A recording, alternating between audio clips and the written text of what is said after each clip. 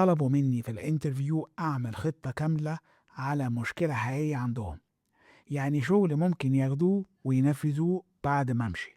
طيب ده اختبار فعلا ولا عايزين شغلي ببلاش؟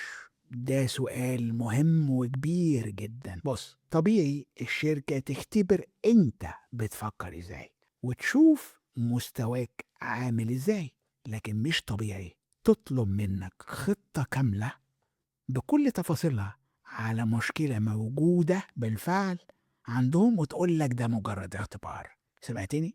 طب أنا المفروض أعمل إيه؟ أول حاجة وأهم حاجة اسألهم بهدوء، المطلوب ده الهدف منه إيه؟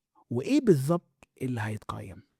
اتنين، وريهم أنت بتفكر إزاي وهتمشي في الموضوع بخطوات إيه، بس ما تديهمش الشغل كله جاهز ويتنفذ ببلاش. تلاتة، لو أصروا على خطة كاملة، لو سمحت قول لهم بهدوء أنا أقدر أعمل نموذج كده صغير يوضح الطريقة والتفكير، إنما الشغل الكامل يبقى بعد التعيين أو بمقابل. وافتكر دايما اللي عايز يختبرك يكفيه يشوفك انت بتفكر ازاي، انما اللي عايز الشغل كله جاهز يبقى يدفع ثمنه. فاهمني؟